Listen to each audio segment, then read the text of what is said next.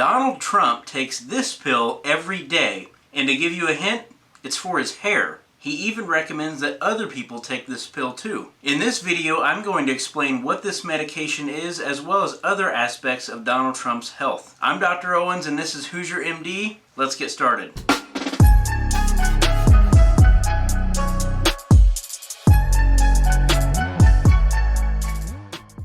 When Donald Trump became president, we got to learn some aspects of his healthcare that were not previously known before. This is because of the annual reports released by his physician at the White House. The report talks about his overall health from vital signs to test results, and also lists the medications that he takes. It listed 5 medications, 4 medications that he takes every day, and 1 medication that he takes only as needed. The as needed medication that he takes is ivermectin cream. Ivermectin in oral form is usually used to treat parasitic infections with things like roundworms, and is especially common in the field of veterinary medicine. You probably remember hearing about ivermectin regarding COVID-19. You might remember the anti-parasitic drug gained popularity in some circles as a treatment for COVID-19, but the study found ivermectin isn't effective in battling COVID. But Donald Trump has been using ivermectin in cream form long before COVID-19 to treat his rosacea. Rosacea is a skin condition that causes redness and swelling, usually involving the nose and cheeks. It's especially common in people with pale skin and of European ancestry. This fits with Donald Trump and his Scottish heritage. As far as daily medications go, he takes Centrum Silver, which is a multivitamin for people age 50 and above. He takes a baby aspirin for his heart health. He also takes Crestor, which is a medication to treat high cholesterol.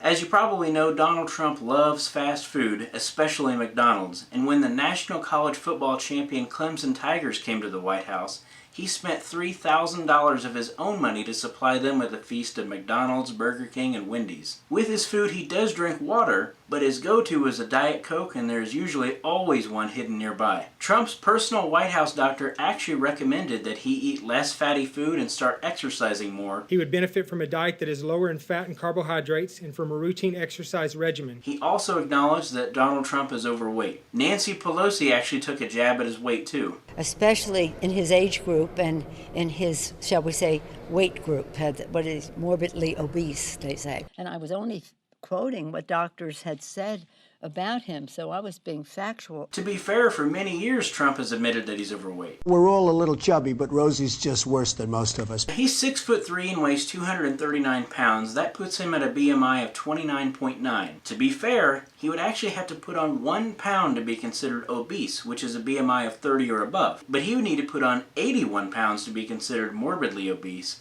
so Nancy Pelosi's statement is definitely not accurate. Here is what Donald Trump thought of Nancy Pelosi's remarks. Pelosi is a sick woman. She's got a lot of problems, a lot of mental problems. And finally, the medication that Donald Trump takes every day for his hair is called Propecia, and it's used to treat male pattern baldness. Propecia, the first pill for men with certain types of hair loss. It may look like just another pill, but for men who want to treat hair loss, it's a beautiful thing to behold. Testosterone gets converted to DHT, which is thought to contribute to hair loss by causing hair follicles to shrink. Propecia helps stop the conversion of testosterone into DHT. Propecia can also be used to treat an enlarged prostate, which is a gland that surrounds the urethra in men. But according to the report, there is no mention that Donald Trump has an enlarged prostate. Clearly, Donald Trump is worried about losing his hair. Because my hair, I don't know about you, but it has to be perfect. I find it very interesting that the design on the pill kind of resembles Donald Trump's hair. Propecia is one of 2 medications that are approved by the FDA to treat male pattern baldness. The other FDA-approved medication for male pattern baldness is minoxidil, which is the active ingredient in Rogaine. However, Rogaine is not listed as a medication that Donald Trump takes according to the report. For the longest time, he tried to make sure that nobody knew that he was taking Propecia for his hair.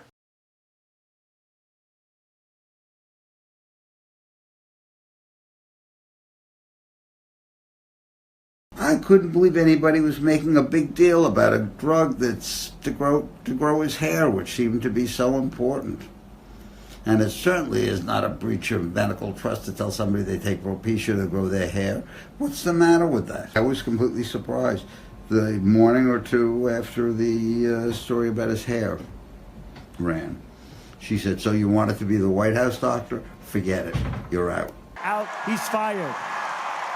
He's fired! Male pattern baldness largely depends on genes and family history. And when you look at Donald Trump's dad, he definitely had a receding hairline, and his brother Robert Trump had a receding hairline very similar to their dad. With Donald Trump's hairstyle, it's actually very hard to even get a look at his hairline. However, in 2019, he visited the McLean Bible Church in Virginia and arrived wearing a hat. In the video, you can see that he removed the hat for prayer and that his hair was completely slicked back, giving a glimpse of his hairline. You can clearly see that his hairline has receded and really resembles that of his brother and his father. Having a thin or receding hairline for a man in their mid to late 70s is by no means unusual, and personally I don't think his hair being slicked back looks all that bad. But you may disagree with that. Let me know what you think in the comments. It's possible that Donald Trump had a hair transplant in the past. That's where hair is taken from the sides and the back of the head and transplanted onto the top of the head where the hair was lost. I cannot say whether he's had one or not for certain, but in this picture you can see that the hair in the back of his head is pretty thin, so it's possible that he had some hair taken from here and moved to the top of his head. Like I said, it's really hard to say, but if he has had one, he is by no means the first celebrity or public figure who has had a hair transplant. After a hair transplant, it is pretty common to take Rogaine or Propecia just to make sure that the transplanted hair sticks around for as long as possible. So maybe you're thinking about taking Propecia. Well, if so, you need to know about the side effects. You just need to take a little pill. Take a pill. Take Propecia.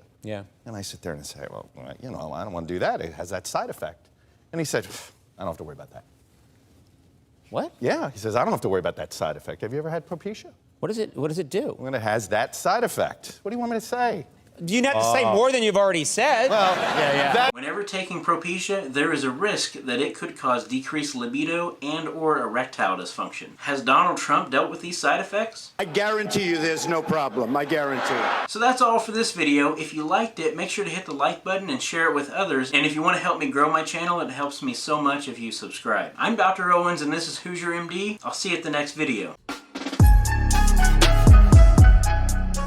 Out. He's fired. He's fired!